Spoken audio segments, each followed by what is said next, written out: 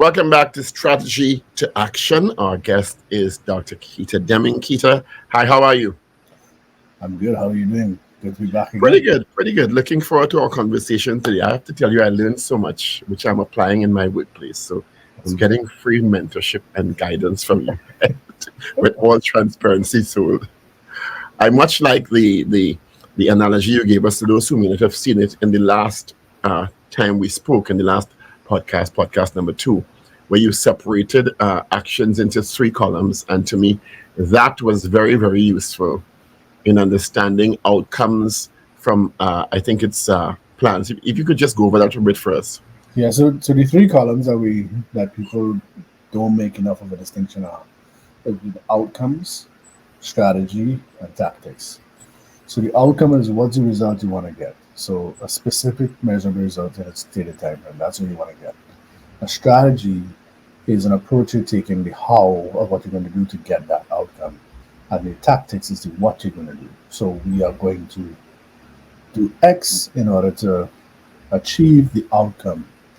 But we're taking it this particular way because based on what we think is our strategy, let's say our strategy is we're going to leverage our existing customers to get new customers. That's the strategy. The outcome is to get new customers. The strategy is to leverage our existing customers.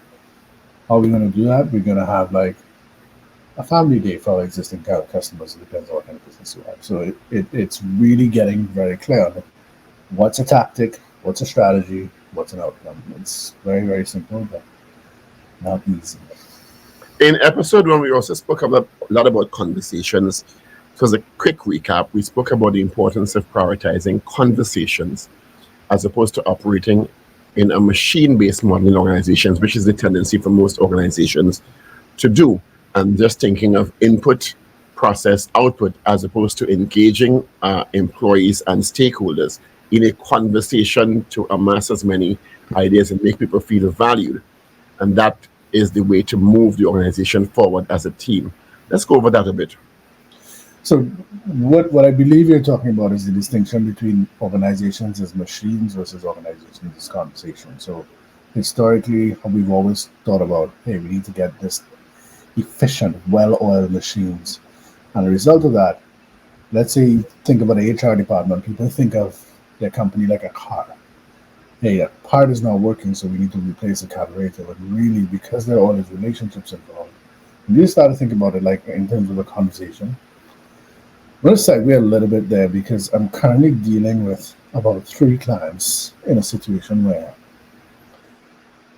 all of them, if they had approached it as a conversation and not a machine, I think they would have been better off. So, for example, in each 3 of these examples, what do you think? What are the things we tend to do is we tend to push off difficult conversations. So, Paul, I'm just going to put a God on a limb here. There's somebody in your life who you've been meaning to have a hard conversation with, and you've been delaying it, and you've been putting it off. Most of us have that kind of situation in our life. What happens is when that happens in the workplace, we push it off, we push it off, we push it off, and then it comes to a crisis point, and then you bring in people to help. But if you brought people in earlier, it would have been much easier thing to clean up. And I have 3 situations right now where I really wish people understood that organizations as conversations, and when you have a difficult conversation, move really quickly towards it, because the quicker you move to that difficult conversation, the best things in life are on the other side of hard conversations.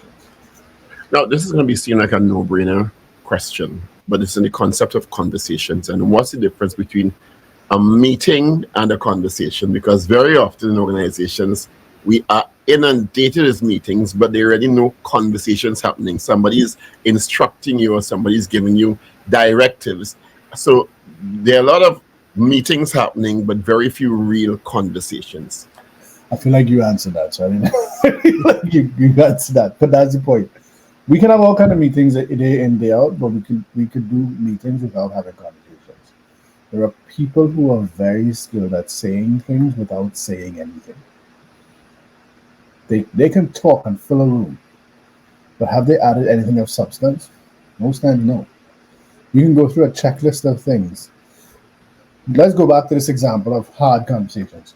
You can go through, these are the things we need to deliver this week, and not talk about the three hard things we need to talk about. This person is underperforming, so and so keeps being late on this particular deliverable. Um, Customers are not liking the new product we released. We go through the agenda, and nobody's talked about those three things. And that could go on for months. So you have had a meeting where you've gone through the agenda, etc., but nobody's talked about it. And then what happens? Things blow up with a customer. Like it's gone too far, and you haven't had a conversation in 6 months, and now you're dealing with a crisis. So what you want to do is you want to say, hey, let's have the conversation so it doesn't become a crisis. I have a really good friend, and I work with her a lot. So she works on conflict stuff. So sometimes people bring me in, and I'm like, this is way too messy, and I bring this person in. Her name is Jessica, and Jessica talks about how there's a distinction between clashes and crisis. So sometimes we might be having clashes. So you and I, something happens and we clash around it. Something happens, we clash around it. That's the time to bring somebody in to help. When we bring somebody in to help is usually when it's escalated to the point of a crisis. And now that person has to peel that back in all kinds of ways. So your point about we can have meetings that are not effective, we're not dealing with deep issues, etc., all day long. We can have meetings all day long. But if we focus on having really deep conversations, it can be absolutely transformative in our organizations. The thing I like to say is that we're Caribbean people, we come from the Caribbean. You want to catch small fish, have shallow conversations. All the small fish are at the top of the ocean. The deep fish, the big fish, are in deep water. If you want to catch big fish, go have the deep conversations because that's where you transform organizations. That's how you outperform everybody else because you are prepared to have those deep conversations, and that's what leads to the big catches. And people don't necessarily recognize that. That makes sense? How do you how do you shift the paradigm? Because it seems in many cases, not only in business but in your personal life, that people delay what they know are difficult conversations and difficult conversations in any type of relationship, whether it be a business or a personal relationship, is inevitable at some point if growth is to take place. That's a proposition I'm making. But it seems that many times we are almost hardwired or socialized to avoid as much as possible that difficult conversation, as you say, because you feel it will lead to a clash. And it seems peacemaking in many cases is part of our DNA. How do we translate in organizations to encouraging that type of deep conversation? So there are two things that I think you can do. Number one is I really believe in providing people with the skills to have deep conversations. So we run you through a program and we teach. In one of the conversations we had earlier, we talked about how we had to learn how to listen. And learning how to listen is a skill. As somebody who's a coach and somebody who kind of worked that I, listening is an art form, it's a skill. It's not something that comes easily. We think we're listening, but we're not really listening. We're hearing. We're hearing what other people are saying. We're not genuinely listening. What are they really saying? What are they not saying? In the same way that listening is a skill, this conversation piece, I think people need to have skills around that. We teach people a set of tools around how to have better conversations in the organization. So that's one. Now, here's the thing about that. I teach you all these skills, you now go and apply it, etc. It'll probably improve a vast majority of your conversations just because now you're being intentional about which door you open, etc. So that's the skills piece. Then there's the piece where you know you need to have a difficult conversation with somebody. I want you to design or prepare that conversation. So there's a piece where I'm giving you the skills so that on the fly you can just focus on having better conversations. So if you think about any kind of athlete, I'll use soccer because that's what I play. You learn drills, you learn how to do certain things. You do, we call it the spanner, the butterfly, like all kinds of moves. We practice that, and then in the games, we see the opportunity for that, and we do that move because we practiced it. Versus a set play. A set play is, Paul, I know you and I have to have a difficult conversation. So before we have the difficult conversation, I sit down, I plan that and say, and I design that. This is the structure I'm going to take with Paul. I'm going to say, hey, Paul, do you recall when we had this particular issue? Sure. Have you noticed that whenever we do this thing, you and I keep having a clash? Yeah, I've noticed that. Is that working for you? No, I don't really like it, etc. The purpose of this conversation is I want to reduce the times you and I are having clashes. Is that something that you'd be interested in having a conversation with? But that script, I prepared in advance. I know exactly what I'm going to say. I'm going to walk Paul through that. And I know how I'm leading into that conversation. So that's a set play. You've designed the conversation, you know how that conversation is going to happen, versus having the skills to have the conversation in the actual game. So I think that those are the two things you have to do. So you have to go and practice the skills so that in everyday conversation you know how to have the better conversations. But then you also have to realize that some of these conversations are going to be set plays. And I need to know and have an arsenal and be able to set plays. Like if you look at great soccer players, football players.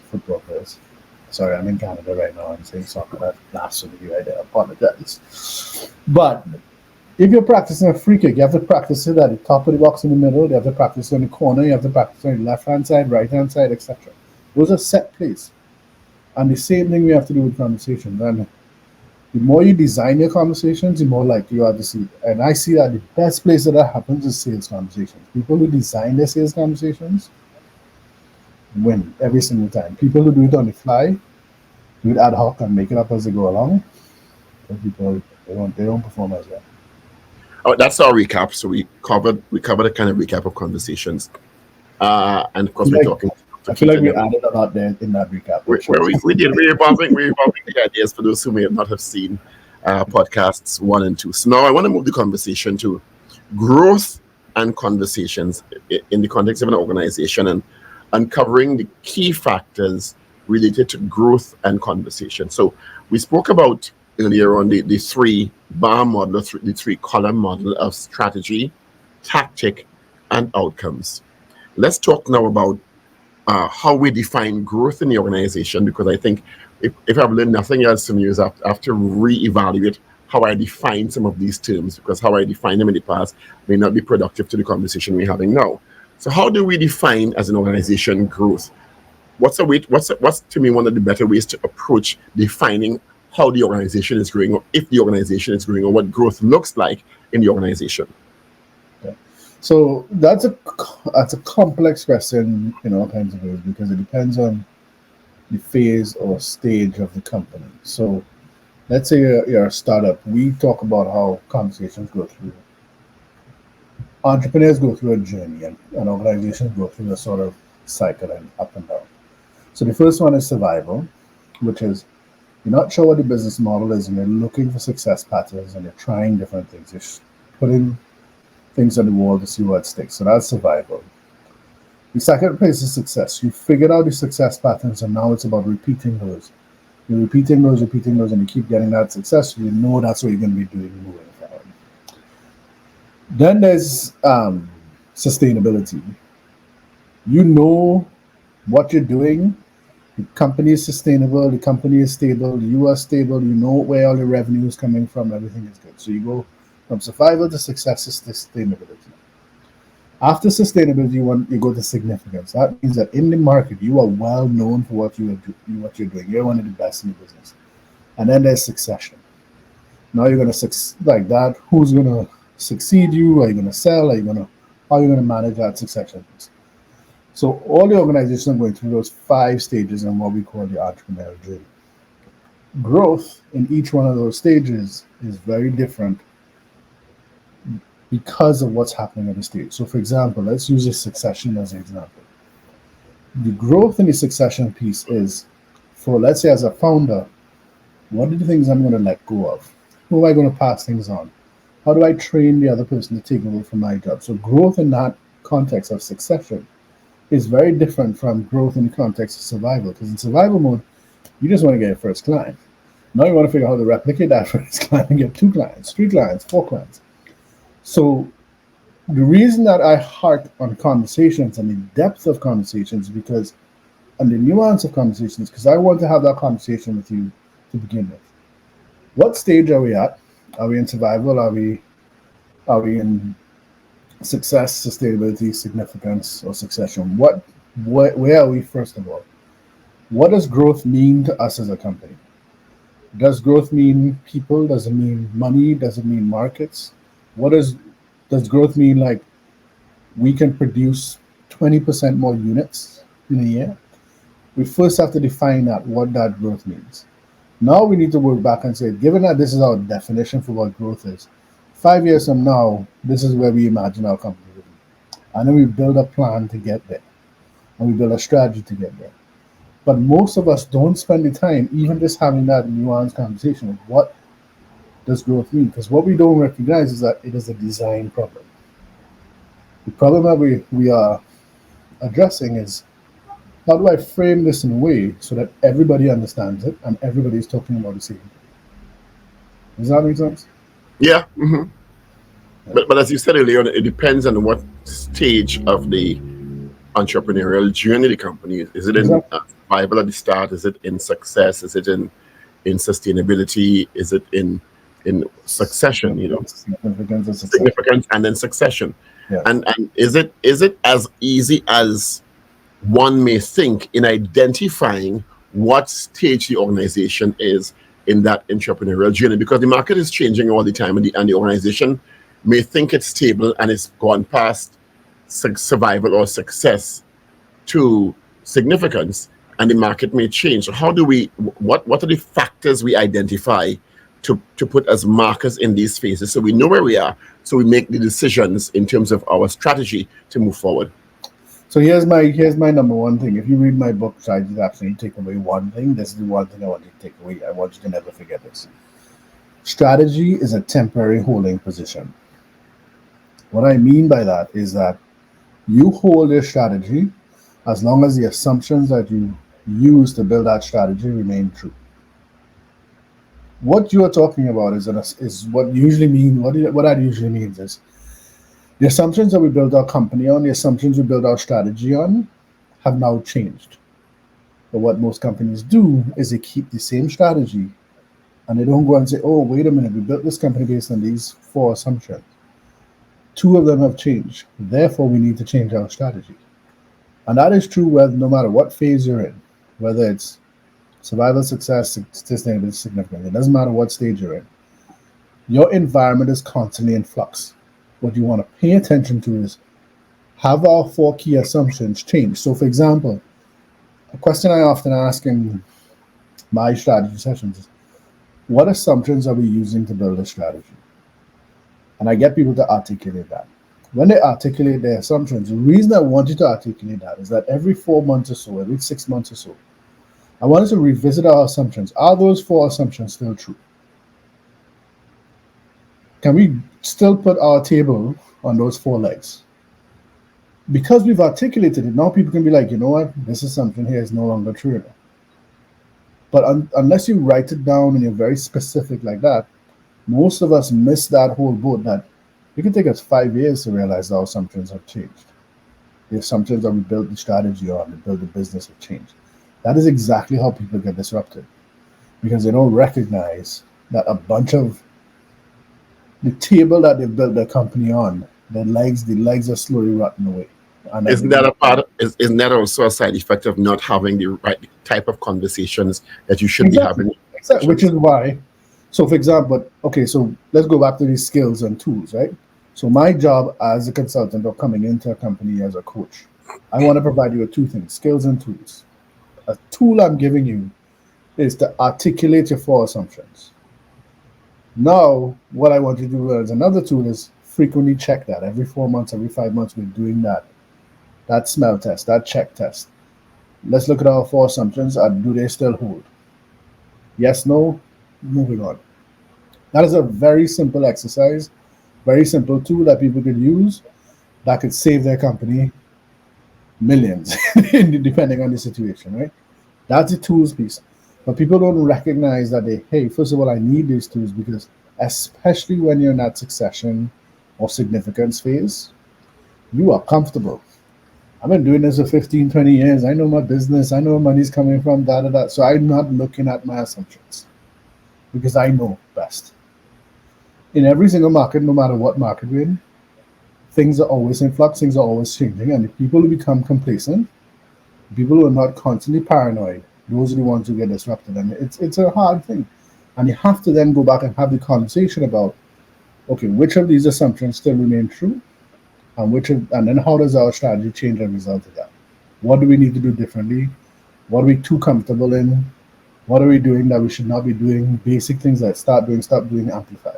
Simple exercises like that we could get into. So I could ramble on this for a long time, but I'm gonna just say that to your point, I really feel that we build the future through conversations, and the more we build that skill, we build that muscle to have deeper conversations, the more likely we are to produce high performing organizations. But the challenge is we take conversations for granted because we do it every single day. So would it be correct for me to say, because one of the issues is identifying the factors for a successful organization or successful continued growth is understanding the importance of conversations, looking at your strategy, being able to have honest conversations about introspection, about internal and external factors in the market for your organization, or are there others that I've omitted? I would say it's basically comes down to two things. The one thing, conversations that matter. So what I mean by that is, are we having the conversations that matter in this organization, or are we just having meetings? So we could be having meetings all day in day out that are not meaningful. They're not adding any kind of momentum. They're just checklist sort of activities we do. Or we could be having conversations in that where I challenge you, you challenge me, we challenge assumptions, and we say, okay, are we really going on this path? So another piece of that is because people are afraid of conflict, most of us we see conflict as this negative thing, not recognizing that if you and I fight about a particular idea, not about each other and make it personal, but we fight about a particular idea, the best idea wins. The culminative effect or the accumulation of that is that we now, as an organization, have 10 better ideas in our mill than the organization that's just having meetings. So for me, it's about how do we build or bake meaningful conversations into the DNA of our organization so that every decision we made is backed by a very deep conversation that has been well thought of, we've hashed it out, and we know whatever we're putting forward is probably the best idea we could put forward given what we know at the time. And most of us, A, don't have the patience, we don't take the time, we don't create the space for those kind of things to happen. What are some of the personality red flags we should look out for? Because what you're saying makes sense on paper, but human beings are very complex creatures, and not everyone has the same personality type. Not everyone receives information or transmits information the same way. Not everyone processes information the same way. So while you're saying we will, if we have a conversation, a deep conversation, we should come up with the best ideas because this is a safe space, it's an open space for people to talk. But I've sat in meetings already with people who say they want conversations, but they are reluctant to change. They have a particular mindset in their heads, particularly when they own the organization or they have been in a senior position in the organization for a long while, and they've seen success in a particular way, in a particular methodology, and they are reluctant to change or pivot. And not everyone is able to do that with the same level of flexibility. So what are the red flags that people can look for as checkpoints to say, while we're having a deep conversation, we're not getting the outcome we want because there is resistance in some way, and what does that resistance look like, and how can we fix that? How can we evolve past that? So Paul, there are a couple of things I want to make. I want to make a big distinction here on something that this is a bit of a pet peeve of mine. If you do something that I don't like, I blame it on your personality. If I do something that is a mistake or whatever, I blame it on circumstance. That is just a human thing that we do. You make a mistake, we blame it on you as an identity, personality kind of thing, and then but when I make something, we take the context into consideration. So I want to be very careful that this is not a personality thing. This is a skills issue, and this is about to what extent are you open-minded about innovation and change, etc. So I want to take that personality conversation off the table because I think. So how would you define that open or closed-mindedness without using the word personality? Because right. that's I think it's a mindset. It's a mindset thing. It's 100% a mindset thing. Are you somebody who is open to other people's ideas? Yes or no? That's not a personality thing. That's well, it becomes a personality thing because it becomes an identity thing or your approach. What I would like to just say is that the mindset piece of first of all, change is very hard to begin with. So for people who've been in a situation where they've been doing the same thing for 20 years, it's way harder for them to change that than somebody who's been doing the same thing for 2 years. The person who's been seeing the thing for 2 years will likely see more of the flaws and say, hey, boss man, I know you've been doing this for 20 years, but check these flags. I think we need to change the strategy because 20 years ago this made sense because of these assumptions. Today, I think these two assumptions have changed. Let's pivot. If you look at very classic companies like, let's use Blockbuster and Netflix. Blockbuster was off. Netflix went to Blockbuster and said, hey, we are broke. Would you guys consider buying us? They said, no, we would never buy you. And the main reason that they didn't do that was because when they looked at their profit line, the number one place they were generating revenue was from late fees. Netflix was built because people hated late fees. Today, Blockbuster does not exist. Netflix has transformed itself 3 or 4 times since it started. It went from you have to mail a DVD to not mailing a DVD. That is a culture piece where in Netflix they've created a culture of the highest performing team plays at any given time. So they're very famous. There's a famous document that circulated in Silicon Valley with Netflix, which was that we're a team and not a family. It's probably one of the most downloaded documents people have had in a while. And the premise of that was that the best players are on the team at any given point in time. That is a mindset. That's a culture. Versus people who are, hey, this is my friend who's been doing this 20 years. Let him keep doing it. That's a very different culture. That's a very different mindset.